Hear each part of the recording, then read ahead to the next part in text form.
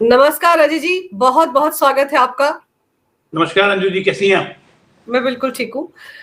Sir, ये बताइए कि वक्फ बिल क्या पास हुआ? आप देखिए, जला देंगे, काट देंगे, मार देंगे, जेल चले जाएंगे, आग लगा देंगे, धमकियों का एक बाढ़ जैसी आ गई है। देखिए अंजू जी, ये राजनीतिक संरक्षण में जब लोग रहते हैं ना, तो इस तरह की बातें बहुत कॉमन हो जाती हैं। सबसे ज्यादा ये धमकियां कहाँ से आ रही हैं? पश्चिम बंगाल से। पार्लियामेंट में बुलडोजर चला देंगे, धमकी दी, हम आग लगा देंगे, मुसलमान अपनी अंतिम लड़ाई लड़ रहा है, ये कर रहा है, वो कर रहा है। तो एक कहावत है हिंदी में, थोथा चना बाजे घना। सच्चाई ये है कि संसद कानून बना चुका है और इस देश के हर नागरिक को कानून का पालन करना पड़ेगा, और जो कानून का पालन नहीं करेगा तो देश के न्याय व्यवस्था के तहत उन पे कार्रवाई होगी। जैसा कि आज सुबह योगी जी ने कहा कि अगर गलती से किसी ने हरकत करने की कोशिश की या कुछ अव्यवस्था फैलाने की कोशिश की, तो बाप दादा तक ने जितनी कमाई की होगी वो सारी संपत्ति सरकार जब्त कर लेगी।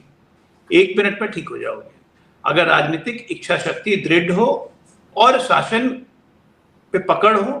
तो ऐसे ऐसे उपद्रवियों की हिम्मत नहीं होती आगे करने का, ये सिर्फ ज्ञानबाजी करेंगे। आज तो खैर all India Muslim personal law board ने भी ऐलान किया कि वो देश भर में आंदोलन करेंगे।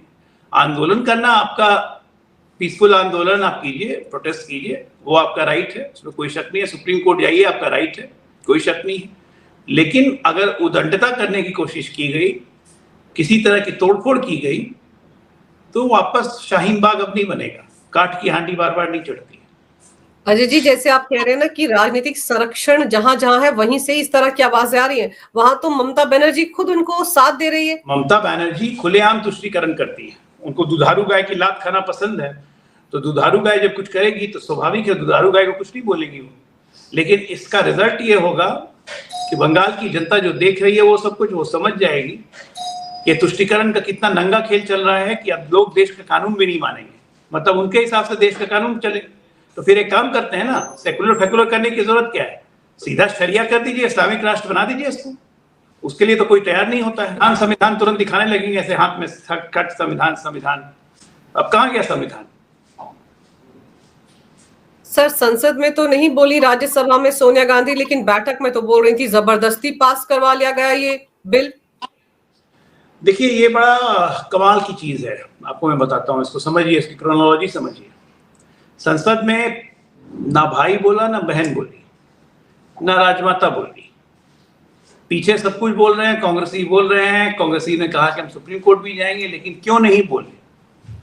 उसका कारण है कि केरला और पूरे देश भर के क्रिश्चियन संगठनों ने इस बिल के अमेंडमेंट का इसका समर्थन किया है।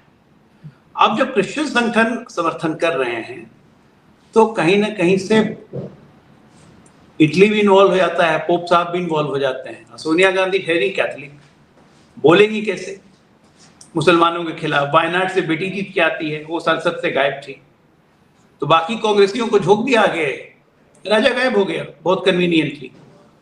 लेकिन अब ये बात देश का मुसलमान भी समझ रहा है, केरला के मुसलमान भी समझ रहे हैं। आज केरला के इस्लामिक संगठनों ने बिल्कुल मीटिंग करके राहुल गांधी और प्रियंका गांधी की भूमिका पर प्रश्न उठा दिए। अब इनकी दिक्कत बहुत बढ़ने वाली है बहुत आने वाले दिनों में। तो देखिए क्या क्या होता है। पर सर, इस बिल के बहाने हमने लोकसभा में देखा कि राहुल गांधी भी तो एक्सपोज हो गए। मुंह से चू नहीं निकला उनके, एक शब्द नहीं बोला उन्होंने, और फिर सिर्फ वोट डालने के लिए आधी रात चप्पलों में दौड़े दौड़े आए। कितनी कैजुअल अप्रोच है लीडर ऑफ ऑपोजिशन की। देखिए, Rahul Gandhi leader of opposition बनने लायक ही नहीं है। लीडर ऑफ ऑपोजिशन बनने के लिए जो ग्रे मैटर चाहिए, राहुल गांधी बहुत सीवियरली लैक करते हैं उसको। ना संसद की गरिमा है, ना अध्यक्ष पद की कोई गरिमा है, किसी चीज की उनको गरिमा नहीं है। एक स्लीपर पहन के संसद में जो आ जाए सांसद, वो भी लीडर ऑफ ऑपोजिशन रात में, आप यही सोच लीजिए कि संसद को वो अपना घर समझते हैं कि बालकनी में हम स्लीपर पहन के निकल गए। नॉर्मली बाथरूम स्लीपर्स या स्लाइडर्स पहन के कोई अपने घर से भी बाहर नहीं जाता है। उसके लिए भी फॉर्मल चप्पल ही पहनना है तो फॉर्मल चप्पल पहन लेते हैं लोग। लेकिन ये सब शो करता है कि ये कितना घर की खेती दाल बराबर और घर की मुर्गी दाल बराबर टाइप के संसद को इन लोगों ने 70 साल से संसद इसी तरह से चलाई थी। जिस तरह से शासन किया इन लोगों ने, इन लोगों के लिए संसद, मेंबर ऑफ पार्लियामेंट, देश, ये सब कोई वैल्यू नहीं रखता था। इनके लिए सिर्फ एक ही चीज वैल्यू था, अपना गांधी परिवार। ये गांधी में नहीं है, ये उधार के गांधी थे, एक्चुअली टाइटल तो गांधी था, फिरोज गांधी का, तो ये उधार के गांधी बने हुए हैं। तो ये दुर्भाग्य है इस देश का और कुछ नहीं। इस बिल के चलते जिन्होंने संसद में, राज्यसभा हो या लोकसभा, आपकी पार्टी के दो सहयोगी पार्टियां हैं टीडीपी और जेडीयू, उन्होंने बड़ी अहम भूमिका निभाई, लेकिन जेडीयू में तो इसके चलते बगावत हो गई है। उसको कैसे देखते हैं आप? उनके बहुत सारे मुस्लिम नेताओं ने इस्तीफा दे दिया है। देखिए अंजू जी, आपको पता है मैं जेडीयू में काफी लंबे अरसे तक रह चुका हूं, तो मुझे जेडीयू के कमोबेश सारे नेताओं की जानकारी है कि किसका कितना क्या जनाधार है। ये जो 4 नेता इस्तीफा दिए ना, इनके पीछे 5 लोग भी नहीं खड़े। और मैं तो मानता हूं कि जेडीयू के लिए अच्छा हुआ, क्योंकि न फांसीवादी और रेडिकल्स जितने जल्दी पार्टी से बाहर निकल जाए वो पार्टी के लिए स्वस्थ होता है। तो जेडीयू को इससे फायदा ही होगा, जेडीयू को कोई नुकसान नहीं होगा इससे। और अभी तो बिहार में चुनाव आने वाला है, अब तो फफूंदी की तरह राजनीतिक दल उगेंगे और प्रवासी पक्षियों की तरह इधर से उधर अदला बदली होगी। तो अभी 4 ही इस्तीफा हुआ है, अभी आने जैसे जैसे चुनाव नजदीक आएगा हर दल में इस्तीफा शुरू होगा, हर दल में ज्वाइनिंग शुरू होगी, इसलिए इसको ज्यादा सीरियसली लेने की जरूरत ही नहीं। विधानसभा के चुनाव इसी साल के आखिर में होने हैं बिहार में। आपको लगता है इससे मुस्लिम वोट बैंक, जो वहां पर आरजेडी का भी वोट बैंक है, कांग्रेस का भी है, उससे फर्क पड़ने वाला है? क्योंकि एक सेकुलर पार्टी की इमेज तो जेडीयू की रही है, उनका भी अच्छा खासा वोट बैंक मुसलमानों में रहा है। ये वक्फ बिल का समर्थन करके कहीं कुछ आ बैल मुझे बार तो नहीं कर लिया जेडीयू ने? मुझे नहीं लगता है कि इससे कोई मुस्लिम वोट बैंक पे कोई फर्क पड़ रहा है। ललन सिंह एक सभा में अभी 2 महीने पहले उन्होंने खुलेआम कहा कि हमें पता है कि मुसलमानों का वोट नहीं मिलता है, लेकिन हम तब भी सबके लिए काम करते हैं, प्रधानमंत्री भी सबके लिए काम करते हैं, क्योंकि देश के जो मुसलमान हैं उनको साथ लेके ही चलना है, तभी देश आगे बढ़ेगा। बात यहाँ वोटों की नहीं है। मेरा तो ये मानना है कि जो माननीय गृह मंत्री की सोच है, जो माननीय प्रधानमंत्री जी की सोच है, और जिस सोच से ये वक्फ अमेंडमेंट लाया गया है, अगले 4 महीने के अंदर मैं आपको बता रहा हूं कि कम से कम 2-3 हजार करोड़ वक्फ की तरफ से इकट्ठे कर लिए जाएंगे। और ये गरीब मुसलमानों के लिए स्कूल बनना, कॉलेज बनना, हॉस्पिटल बनना, इन सब पे काम शुरू हो जाएगा 2-3-4 महीनों के अंदर। आप देखिए, मैं बताता हूँ, एक आपके दर्शक समझ जाएंगे इससे। मान लीजिए मैंने जुगाड़ करके वक्फ की एक जमीन ले ली 2 एकड़, मेरा रेंटल तय हुआ, 99 साल का लीज हुआ, 99 ईयर्स का मेरा रेंटल तय हुआ, 200 रुपया महीना या 10,000 रुपया महीना।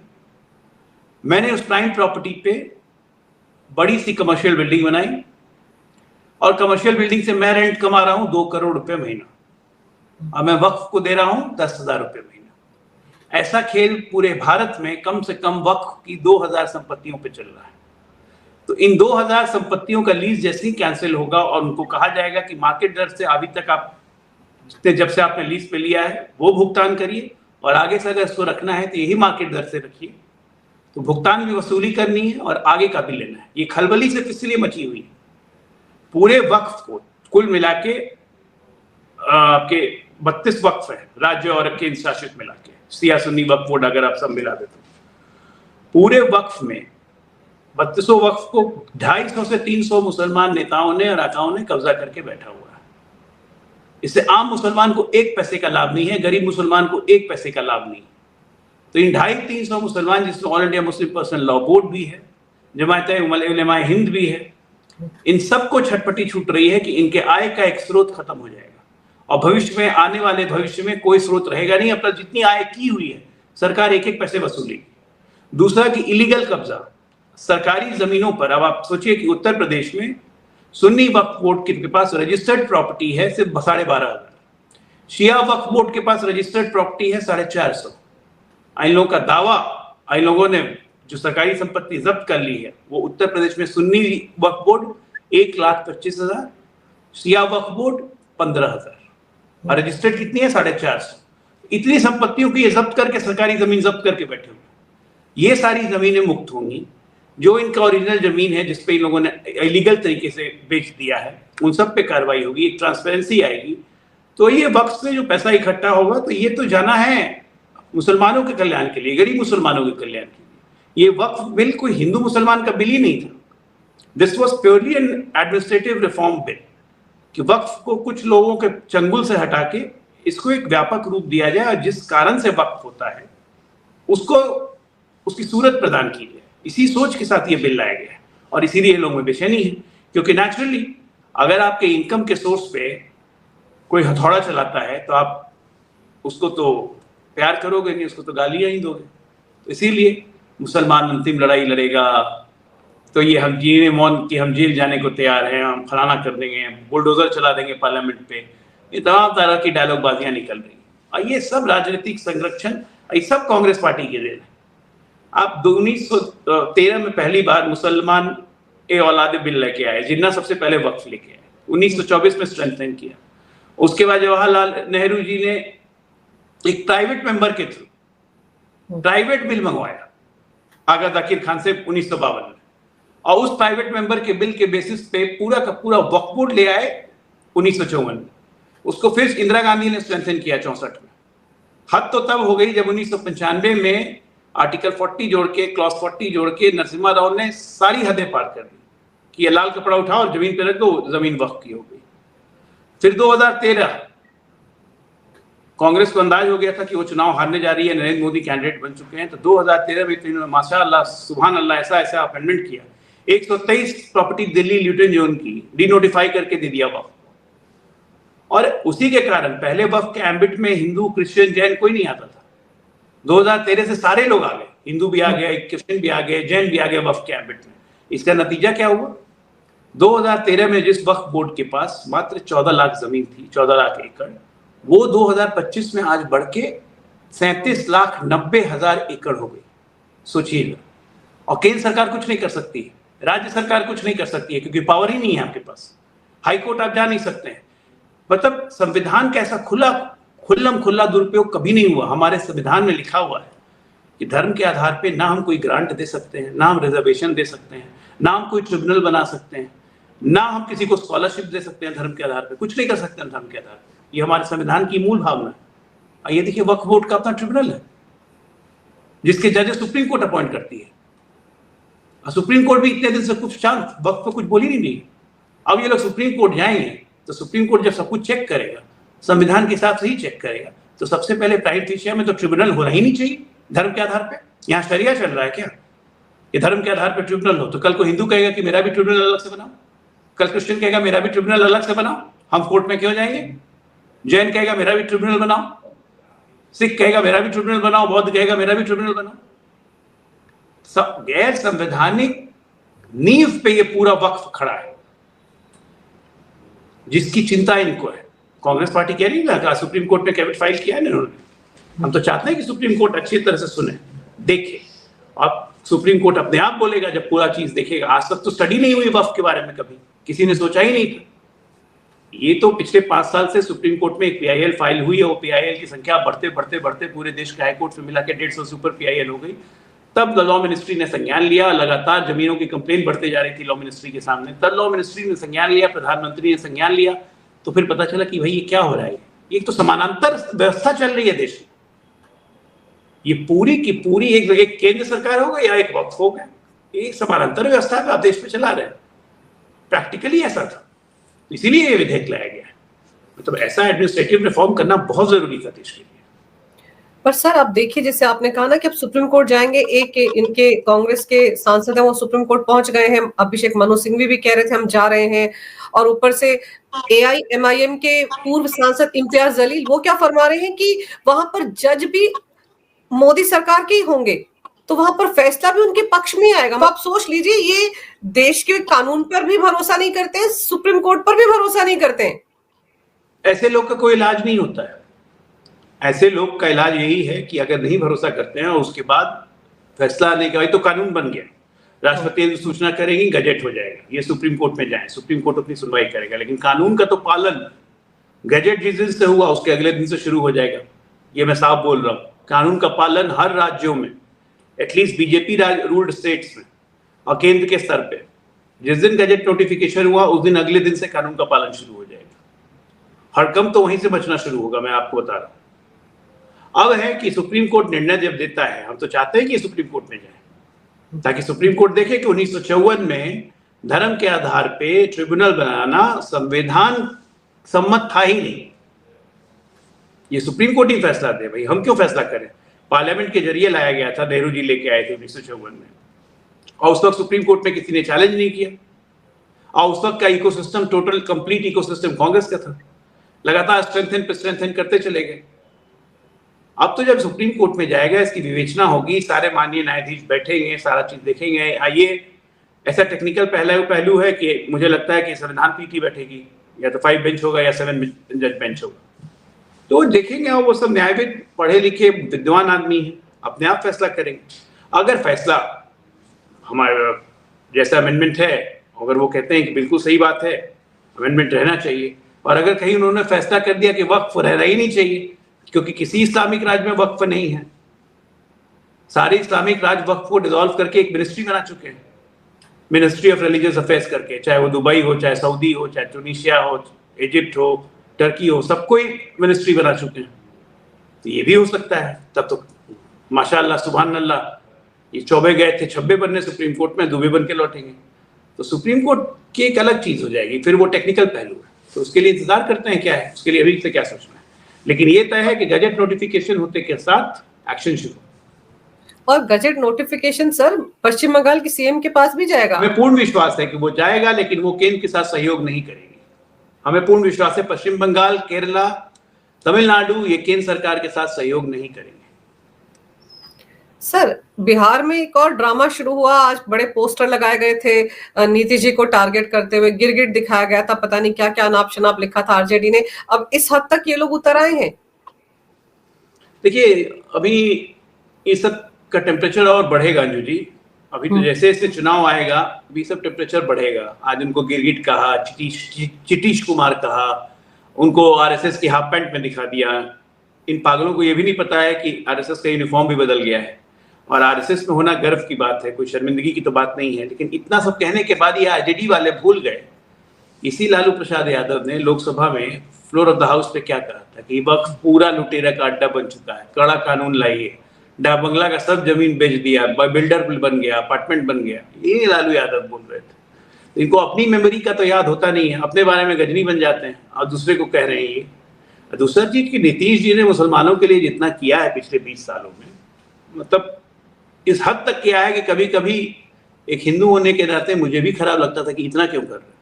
हर कब्रिस्तान की बाउंड्री, घेरेबंदी, क्योंकि उस कब्रिस्तान की जमीन को हथिया के आरजेडी वाले ही बैठे रहते थे, अपनी गाय भैंस मानते थे। तो लगातार नीतीश जी ने मुसलमानों के लिए काम ही काम किया है, चाहे वो मदरसों का फंड बढ़ाना, चाहे मुस्लिम बच्चों के लिए तकरीबन मरकज का फंड बढ़ाना, हर काम किया उन्होंने। लेकिन वोट का सेंटिमेंट अलग है, हमारे कारण शायद उनको वोट नहीं दे रहे हैं मुसलमान, 2020 में नहीं दिया, 24 में भी नहीं दिया। लेकिन एक बात बिहार के सारे मुसलमान कहते हैं कि नीतीश ने काम किया है। अब हमारा ये मानना है कि हम देश में जब रहते हैं, खासकर बिहार यूपी में कहीं भी, तो 2 फैक्टर काम करते हैं। एक सामाजिक सोशल फैक्टर, फैब्रिक जिसको हम कहते हैं, उस सोशल फैब्रिक के हिसाब से बीजेपी अनटचेबल है, बीजेपी उसके अलावा मुसलमान के लिए। लेकिन दूसरा एक आर्थिक फैक्टर है जो अंत में सब पे भारी पड़ जाता है। अगर यही लोग देखेंगे, यही मुसलमान देखेंगे कि सब कुछ करके भी नरेंद्र मोदी जी की नीतियों के कारण हमारा भला हो रहा है, हमारे बच्चे पढ़ने लिखने लगे हैं और हमारे लिए सही में अच्छा हो रहा है, तो हो सकता है आने वाले 5 साल में, 10 साल में मन बदले। हम चक्कर है कि सबका साथ, सबका विकास, सबका प्रयास, प्रधानमंत्री जी का जो लक्ष्य उसको लेके चल रहा है। उसमें इस देश के 14-15-16% मुसलमान जो भी हैं आज की तारीख में, उनको आप छोड़ के पूरे देश को आगे नहीं बढ़ा सकते हैं। तो लेके तो चलना ही पड़ेगा, वोट दें चाहे ना दें। तो इसीलिए उसी सोच से प्रधानमंत्री जी काम कर रहे हैं। अब आप देखिए, प्रधानमंत्री योजना का सारा लाभ 35% मुसलमान ले रहे हैं। आवास योजना में सबसे ज्यादा लाभ 35% मुसलमान। जो फ्री राशन योजना है 80 करोड़ लोगों को, 80 करोड़ में 40% मुसलमान। हर योजना का, जनधन योजना में 32% मुसलमान। हर योजना में 35%, 40%, उस पूरे योजना का लाभ मुसलमानों को मिलता है। आबादी है 15%, उसके बावजूद भी वोट नहीं देता है। एक कमाल की बात बताता हूं आपको, रामपुर पार्लियामेंट्री है, रामपुर पार्लियामेंट्री में एक गांव है, उस गांव में 124 घर बना के हमने दिए गरीब पसमानदा मुसलमानों। उस रामपुर के बूथ पे हमें वोट आया 1, लेकिन घर में सब रह रहे हैं प्रधानमंत्री गरीब आवास योजना में। तो ये फितरत है, ये मानसिकता है, क्या करेंगे। इसका ये मतलब थोड़ी ना कि हम घर बनाना बंद कर दें। बिल्कुल। पर सर, जैसे आपको याद होगा 3 कृषि कानून बना था, बड़े मतलब शुरुआत के 3 महीने बड़े चुनौतीपूर्ण थे। उस दौरान लोगों को या किसानों को जिनके लिए वो कानून बनाया गया था, उनको समझाने में जिसे कह सकते हैं काफ़ी हद तक नाकाम रही थी बीजेपी। मेरा ये मानना है कि 3 कृषि कानूनों के लिए अध्यादेश लाया गया था। राज्यसभा, लोकसभा में बिना डिस्कशन किए हुए तुरंत हम लोग को पारित करना था।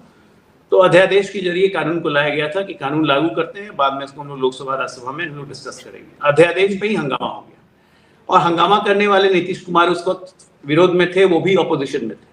और मजेदार बात, उस नीतीश जी ने अपने राज्य में, बिहार में 2008 में ये कानून लागू कर दिया था। केंद्र के खिलाफ आके प्रोटेस्ट कर रहे थे। बिहार अकेला एक राज्य है जहां आज तक एक भी आत्महत्या नहीं हुई।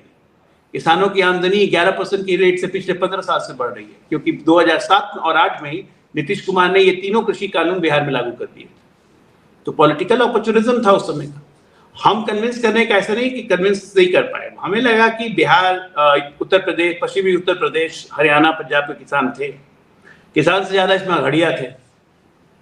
तो उस वक्त की राजनीतिक परिस्थिति को देखते हुए हमने कानून वापस दे दी कि भाई ठीक है। लेकिन ऐसा नहीं है कि हम सुधारों पर ध्यान नहीं दे रहे। आज नहीं कल एक एक करके हम हर सुधार करेंगे। अगर मुसलमानों की आबादी आप 100 मानती हैं तो 75 उसमें पसमानदा है। रफली 74.8% आबादी पसमानदों की है। ये पसमानदा कौन है? ये पसमानदा है पिछड़े, अति पिछड़े दलित हिंदू, जो कि इस्लाम में तलवार के जोर पे मुगल काल में कन्वर्ट हुए थे। तो इनकी स्थिति आज की तारीख में बहुत दयनीय है। हालांकि पिछले 10 वर्षों में हमने बहुत सुधार किया है। नरेंद्र मोदी जी जब 2014 में आए थे तो सरकारी नौकरियों में मुसलमान 3.15% थे। आज की तारीख में सरकारी नौकरी में सारे राज्यों और केंद्र में मिला के मुसलमान लगभग 9% पे आ गया पिछले 10 वर्षों में। शैक्षणिक स्थिति लगभग 38% थी मुसलमानों की, जो कि अब बढ़ के 64% हो गई है। तो सुधार हो रहा है, धीरे धीरे सुधार हो रहा है। लेकिन चक्कर क्या है कि ये जो रेडिकलिज्म की जो सोच है, ये भी उतनी ही तेजी से बढ़ रही है। ये रेडिकल सिर्फ बेपढ़े लिखे में नहीं है, पढ़े लिखे में भी ये रेडिकल इस्लाम घुस रहा है। सबसे बड़ी आज विश्व के सामने चुनौती यही है कि हम बेपढ़े लिखों की तो बात मान सकते हैं कि चलिए आपको बरगला दिया, लेकिन जो डॉक्टर है, जो इंजीनियर है, जो चार्टर्ड अकाउंटेंट है, जो वकील है, वो भी अगर रेडिकल की तरह सोचने लगेगा, गजवाए हिंद और दारुल इस्लाम करने लगेगा, तब क्या कर सकते हैं? तब तो कुछ कर ही नहीं सकते। एक सोच तो है इस देश में, आज से नहीं, आज़ादी के समय से। खुद पटेल साहब ने कहा था 1948 के कॉन्स्टिट्यूएंट असेंबली में कि धर्म के आधार पर बंटवारा हुआ। यूपी, बिहार, बंगाल, उड़ीसा के मुसलमान जो सबसे ज्यादा चाहते थे कि भारत और पाकिस्तान बने धर्म के आधार पे, जब पाकिस्तान बना तो यही यूपी, बिहार और बंगाल के मुसलमान नहीं गए, बाकी लोग चले गए। अब ये मुसलमान कह रहे हैं कि नहीं, हम भारतीय हैं, भारतीय में रहेंगे। कहे कि एक दिन में ये धर्म, ये हृदय परिवर्तन कैसे हुआ, ये आज तक मुझे समझ में नहीं आया। ये पटेल जी का रिटर्न है। तो कहीं ना कहीं जो है रिलीजियस थॉट पे इनका सोचने का ढंग कुछ लोगों का, वो तो बिल्कुल एक चिंता का विषय है, सब कहेंगे। और आप देखिए, इधर ये नारेबाजी कर रहे हैं, उधर योगी जी ने काम करना शुरू कर दिया। उन्होंने तो डीएम्स को नोटिस जारी कर दिया, निर्देश दे दिए कि सुन्नी वक्फ बोर्ड, शिया वक्फ बोर्ड की जो प्रॉपर्टीज है उनका लेखा जोखा तैयार करें, लिस्ट तैयार करें। देखिए, योगी जी और उत्तर प्रदेश में ये जानना पड़ेगा कि सुन्नी वक्फ बोर्ड वाला जो है मामला, उनके पास 12,500 रजिस्टर्ड डीड है, वो उनकी है। लेकिन जो रजिस्टर्ड डीड नहीं है, जो कागज भी नहीं है, जिसका कोई एविडेंस नहीं है, उन्होंने सरकारी जमीन और प्राइवेट दूसरों की जमीन मिला के लगभग 1.25 लाख प्रॉपर्टीज पे कब्जा बनाया हुआ। तो वो तो मुक्त करवाना ही पड़ेगा ना। उसी तरह शिया वक्फ बोर्ड का है, रजिस्टर्ड डीड तो 450, लेकिन 12,500 संपत्ति पे क्लेम, तो ये सब मुक्त करवाएंगे। इसलिए योगी जी ने डीएम लोग को आदेश दिया है, क्योंकि डीएम रेवेन्यू ऑफिसर होता है अपने जिला का, सारे डीड, सारे चीज उसके अंडर में होते हैं कि सारा डिटेल्स आप निकाल के रखिए, गैजेट नोटिफिकेशन आएगा, कार्रवाई शुरू करेंगे। और प्लस जो वक्फ की जेन्युइन संपत्ति है, जिसको प्राइवेट आदमी को लीज पे दे दी गई है, किसी को 100 रुपए, किसी को 200 रुपए, उन सबको रिव्यू करके सबका लीज कैंसिल करके फिर से मार्केट रेट पर निर्धारण करके और पहले की रकम वसूलनी, बहुत सारा काम। अभी तो देखिए ना, अभी कुछ नया नया शोर कर रहे हैं ना कि जेल जाएंगे, अंतिम लड़ाई है। जब ये चोट पड़नी शुरू होगी ना, तब देखिएगा कैसे उछलेंगे। और आम मुसलमान बहुत खुश हो रहा है, जो गरीब मुसलमान है, गांव में रहने वाला, जो एक वक्त की रोटी खा के मुसलमान अपना काम चला रहा है, जो पंचर लगा रहा है, ठेला चला रहा है, ड्राइवरी कर रहा है, जिसको आज तक वक्त से 1 रुपए का फायदा नहीं मिला, वो अंदर से बहुत खुश है। क्योंकि ये नॉर्मल ह्यूमन साइकोलॉजी है कि अमीर आदमी पे जब चोट पहुंचती है तो गरीब को बहुत मजा आता है। बिल्कुल सर, और ये जितनी भी वक्फ की कब्जाई हुई प्रॉपर्टीज है, ये तो 5% मुसलमानों के पास ही है ना। 5 भी नहीं अंजू जी, 5 भी नहीं, अगर परसेंटेज में कैलकुलेट करेंगी तो लेस देन 1%, 0.5% के नीचे होगा। मैं तो कह रहा हूँ 250 से 300 ये सो कॉल्ड मुसलमान पूरे देश पे वक्फ की प्रॉपर्टी पे फंड जमाए हुए हैं। आप सोचिए, सीके जाफर शरीफ पूर्व रेलवे मंत्री है, बैंगलोर के एमजी रोड में 3 एकड़ में 5 स्टार होटल बना दिया। उस 5 स्टार होटल पे प्रॉफिट शेयरिंग कर रहे होंगे 20% 25% का, कम से कम महीना इनकम होगी उनकी 4-5 करोड़ की।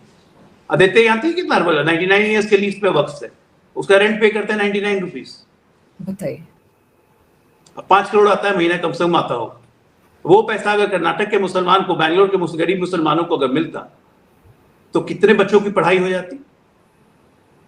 कम से कम मैं जानता हूं 25 नेताओं का जिनका मेडिकल कॉलेज खुला हुआ वक्त की जमीन पे, और एक भी मुसलमान का बच्चा फ्री में नहीं पढ़ता है।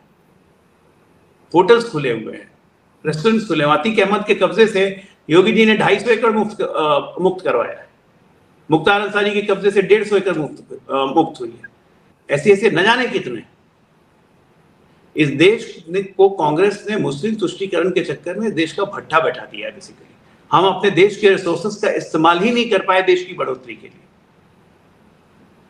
आज जो कहते हैं कि बहुत गरीब हैं, हम आगे नहीं बढ़ पाए, उसका सबसे बड़ा कारण है क्योंकि राजनीतिक इच्छा शक्ति कभी इस देश को गुलामी की मानसिकता से निकलने देने की थी ही नहीं।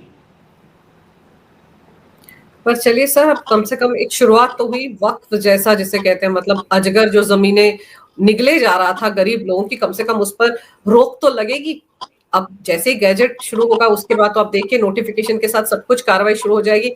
उत्तर प्रदेश में शुरू हो गई है, लेकिन जो लोग चीख चिल्ला रहे हैं सर, शोर मचा रहे हैं, वो तो शोर मचाएंगे और वो भी ठंडे पड़ जाएंगे जब उनको सुप्रीम कोर्ट से भी हो सकता है उनके हिसाब से फैसला आना आए। पहले ही रोना गाना शुरू कर दिया कि जज हमारे होंगे तभी फैसला आएगा। तो हम मानकर चलते हैं कि जो नहीं मानने वाले वो ना माने, लेकिन देश का कानून है, सबको मानना पड़ेगा। ये तो अमित शाह जी ने सदन में ही कह दिया था, कौन नहीं मानेगा। देश का कानून है, संसद में लोकतांत्रिक तरीके से बनाया गया कानून है, तो कौन नहीं मानेगा। सर, आपने समय निकाला, बहुत ही महत्वपूर्ण जानकारी मेरे दर्शकों को दी। आपका बहुत बहुत धन्यवाद। नमस्कार। धन्यवाद। भारत माता की जय हो। वंदे मातरम। जय श्री राम। जय श्री राम।